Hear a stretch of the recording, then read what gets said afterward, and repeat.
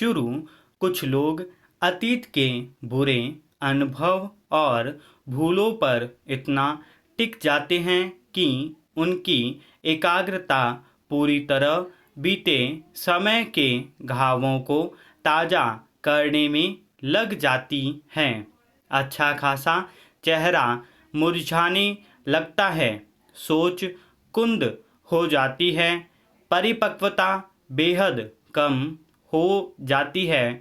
कुछ लोग तो अच्छे खासे पढ़े लिखे होकर भी हर पल अपने गुजरे समय के कलेश, दुख, अपमान, नुकसान, गलानी, भय, भूल आदि में इतना लिपट कर रहते हैं कि वर्तमान की ताज़ा हवा, जीवन का आनंद, सुख, आज की उपलब्धि, अच्छे पल आदि कुछ भी उनको सुकून नहीं देता।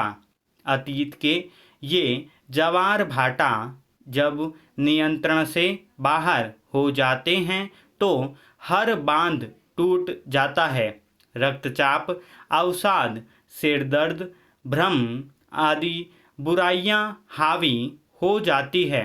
कभी बहुत जोर से चीखने और शिकायत करने का समय मन हो जाता है और कभी सब कुछ सामान्य होते हुए भी किसी से बात करने का मन नहीं करता।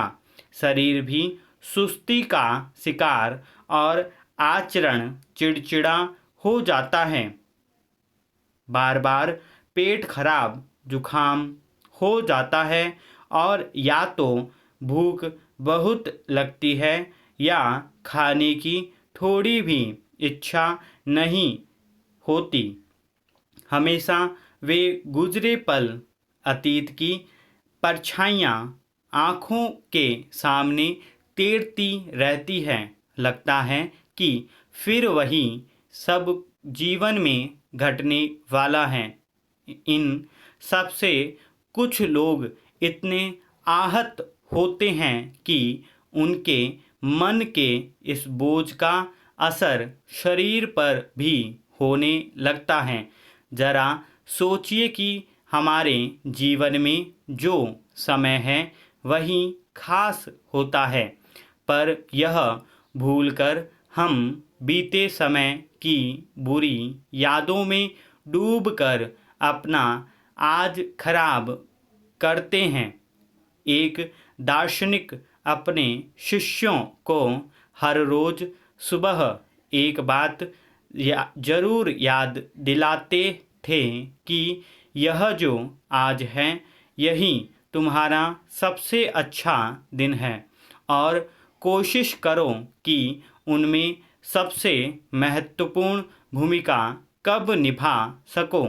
इसका सकारात्मक परिणाम यह होता था कि उनके शिष्य हमेशा यही विचार करते कि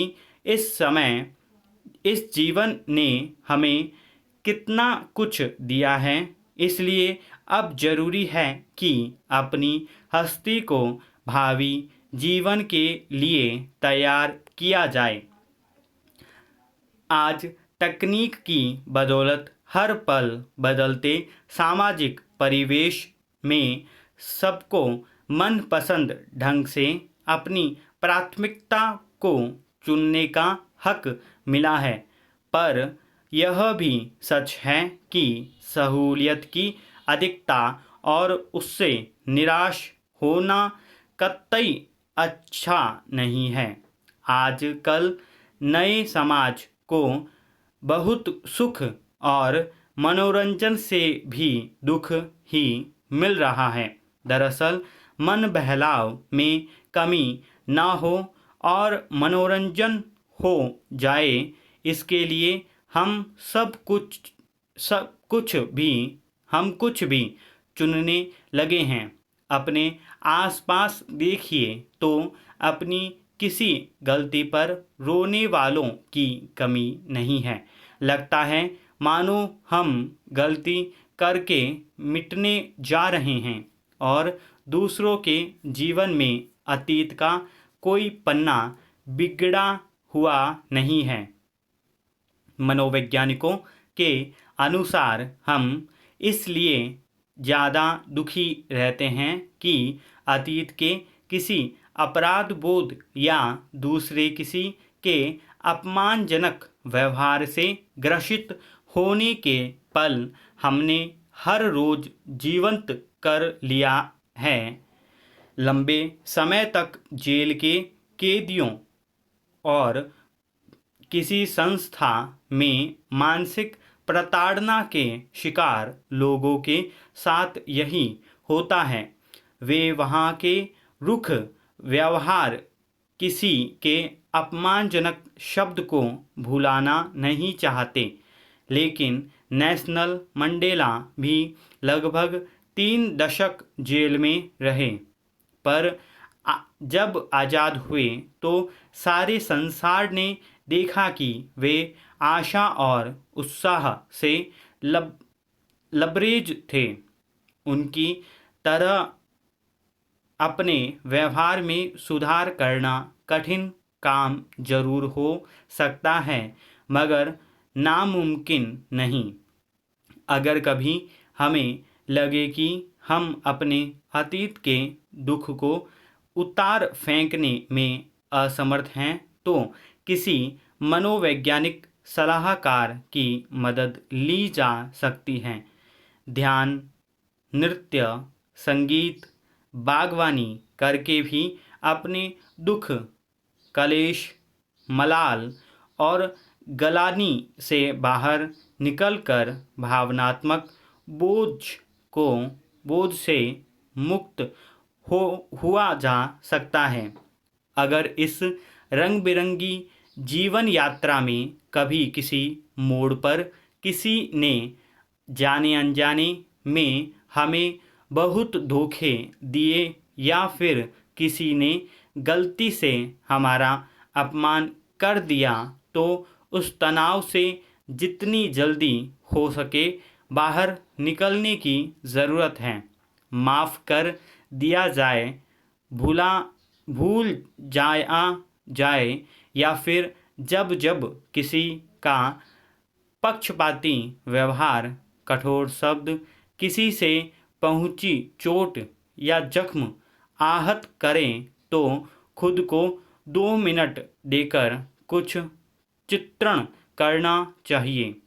अगर इसे एक सामान्य बात या घटना कहकर उस दूसरे काल्पनिक दुखी को समझाया जाए, धीरे धीरे तो दुखों से सामना करना बहुत मुश्किल नहीं है। मनोवैज्ञानिक भाषा में इसे परिपक्व सलाह कहा जाता है, और खुद से सकारात्मक बात करना तो आज व्यवहार मनोविज्ञान की नज़र में सेहतमंद और सुलझे हुए इंसान की पहचान है। मनोवैज्ञानिकों का कहना है कि किसी बुरी याद को 2-3 बार एक मिनट तक याद करने से वह हावी होने लगती है, तन मन को दीमक बनकर खोखला करने लगती है। जबकि अच्छे पल बस एक बार कुछ पलों तक याद किए जाएं, तो शरीर में लाभदायक हार्मोन सक्रिय हो जाते हैं। अनियमित रक्त प्रवाह तक सामान्य हो जाता है। तो अगर हम सोचें तो इस अनमोल जीवन के लिए हम क्या चुनेंगे, टिस या उल्लास?